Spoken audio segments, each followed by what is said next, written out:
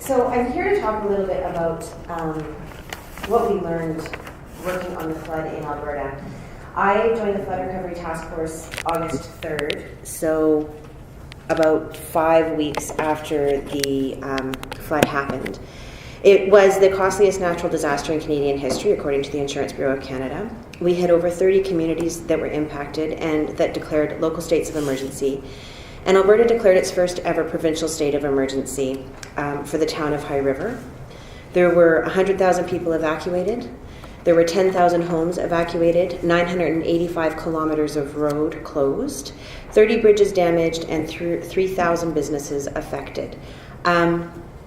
When I was coming back from vacation a little while later, a year later, we had stopped in Golden to have dinner, and the people in Golden were talking about all of the semis that had been backed up for days and days and days, and the fact that they actually had to time the release so that like 2 or 3 semis could go every 5 minutes to start traffic moving again once the roads had opened through Canmore.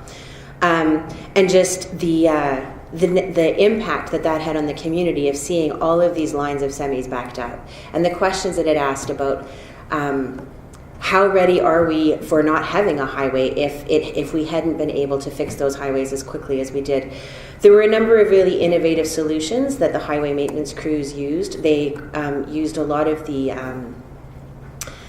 large rocks that had been left behind from the flood. They crushed there and used that as the road crush. There were a number of really innovative and great things that happened because we had sort of standing contracts for highway maintenance in Alberta. And some of that really informed how we move forward. The really important piece was how quickly decisions could be made, and ensuring that people had a consistent understanding of what it was that we were trying to achieve. So we were led by our Assistant Deputy Minister for Flood Recovery, who's Andre Corbeau, and he developed a provincial recovery framework. And there were 4 elements that every community that was impacted was assessed on: people, economy, reconstruction, and environment. And discussions on what each of those would look like and what recovery in each of those 4 elements would look like started almost immediately with ministries and with other stakeholders, including some of the impacted towns. We also needed to have a common understanding of how the affected communities would be reported to the decision-making ministerial task force.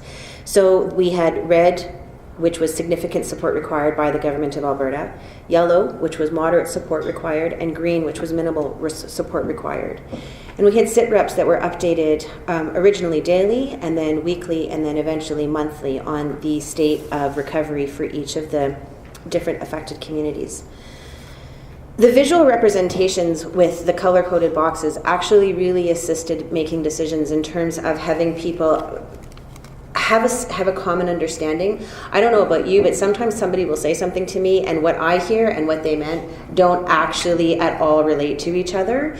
But having a series of communities identified and the red, green, and yellow and the 4 common pillars and the clear objectives and having it detailed over time and recorded over time actually allowed a story to be developed. And we could go back and bring those elements back if we needed to refresh people's memories as to why we were doing things. So some of the things that we learned as we started to do this was the commitment of the public sector to achieving the positive outcomes that we did.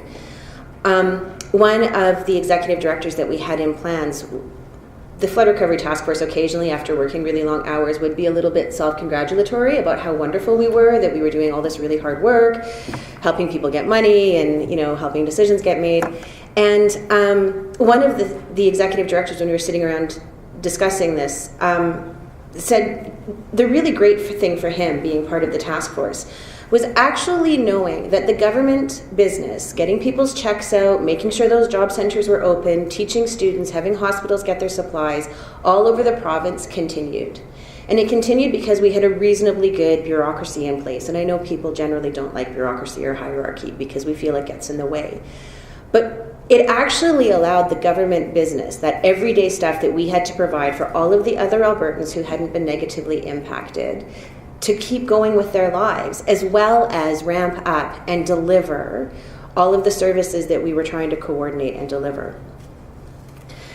The overall attitude in the government of Alberta for people who were both involved in the task force in service delivery, as well as people who were maintaining business as usual with far less resources, was very much a can-do attitude, and that this wasn't business as usual, and we actually were just finding our way in the dark. We were still trying to figure out what we were supposed to do in the midst of doing it. We needed plans for employee care. What do we do when people get too tired? And people are dedicated, and they don't always want to say, I'm tired and I need a break. So how do we say to people, like, it's actually okay to say that you're tired. It's actually okay to take some time off and go and sit and watch really bad TV or have a beer or eat a steak and actually just take a break. That is okay. Because if you don't, like on the airplanes, you're not breathing doesn't help anybody else. We also discovered our limitations, that sometimes you just can't fix everything. Sometimes it sucks. And it's actually really important to verbalize that and to acknowledge that sometimes it sucks and you can't fix it. And voicing that, actually, I found, particularly on our team, really opened up space for people to be able to start to think differently again. And maybe, no, we can't fix A, but if we fix B, maybe A will start to get better on its own somehow. There was also the need to acknowledge that local knowledge matters, and that being in Edmonton and working on the policy decisions and figuring out a stakeholder engagement plan and working with the ministries didn't always give us the information that we needed on the ground on what people needed. So we had a really, really active stakeholder engagement team who spent a lot of time driving around and driving back and forth and trying to forge that connection between the services that were available. We leveraged pretty much every ministry and every frontline service delivery person that we could. We did a lot of door knocking. Everybody from the task force at one point or another went to High River or one of the other affected communities like Bragg Creek and knocked on doors to make sure that people were getting the services that they needed, because sometimes it's difficult to admit that you need help. It's difficult to know where to go. So we did massive door knocking campaigns. Over 40,000 doors were knocked on to make sure that people knew that there were services that they could access. We did massive mail-outs. And through all of that, we continued to need to make policy decisions and move all of this information forward. And the more that we were connected to the people on the ground, the easier it became to actually identify that some of the options, while they looked really great on paper, were not necessarily going to work in reality. So how do we start to provide evidence, and how do we start to understand what it is that people needed? So how our decision-making model was set up, we actually had direct access to the Premier when needed, and we had a dedicated ministerial task force. And a number of external reviewers have come and done some work with us around how our decision-making model worked. And compared to a number of other disasters, the efficacy of our decision-making actually enabled us to be really proactive in implementing some decisions. We also linked it to Alberta's 7 strategic goals. I don't know if Alberta, when we had Premier Redford, had 7 strategic goals for the business of government, things like honouring Alberta's communities, supporting vulnerable Albertans, healthy Albertans, and healthy communities. And we use these to actually guide our decision-making process and to actually help us figure out when we could say yes and when we could say no, and when we should say yes and when we should say no.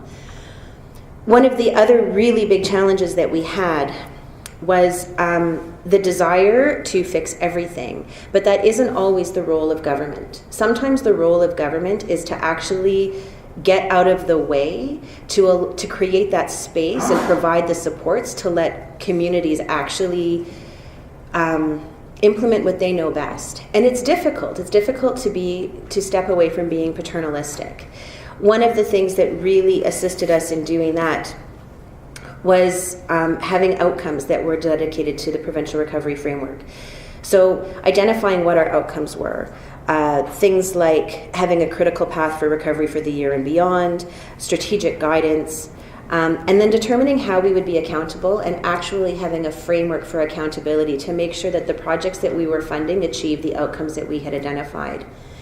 And the big question for us was, when do we leave? When do we as government say, yeah, we think that you guys can handle this?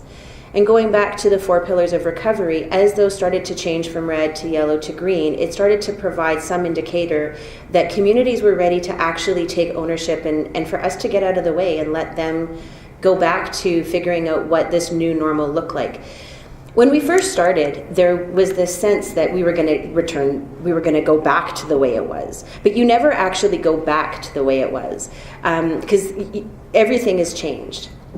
We also had a desire, and it's interesting to hear people talking about it so much today in the context of Sendai, of building back better. The challenge that we had was we actually didn't know what building back better meant.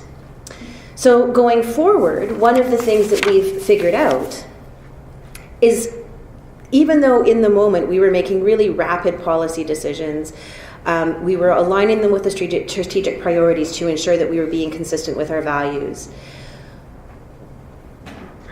Recovery planning and preparedness isn't just about having the infrastructure in place or having well-built houses and well-built communities. It's also having clearly articulated policy objectives that when you are in that situation, you have something to fall back on and to rely on. So what is the role of government? How do we assist people building back better? And can we figure that out now and ask the questions about what that looks like for us now, so that when we are in the midst of a disaster and a recovery, we're not trying to figure out what better means. We already know.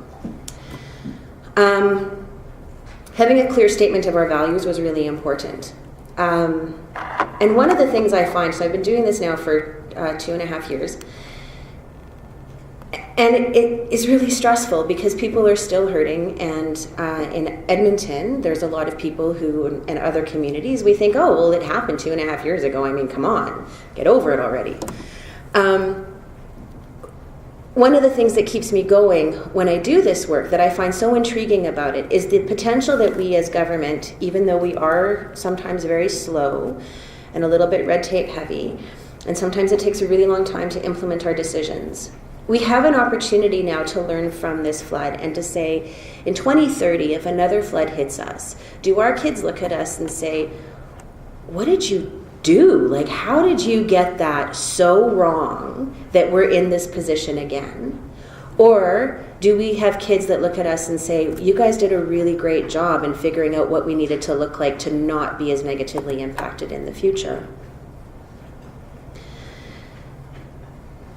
Part of being able to achieve that vision for me is encouraging people to take some time for reflection. So once we do the immediate response, which we do really, really well 99.9% of the time, I think, across Canada and most of North America.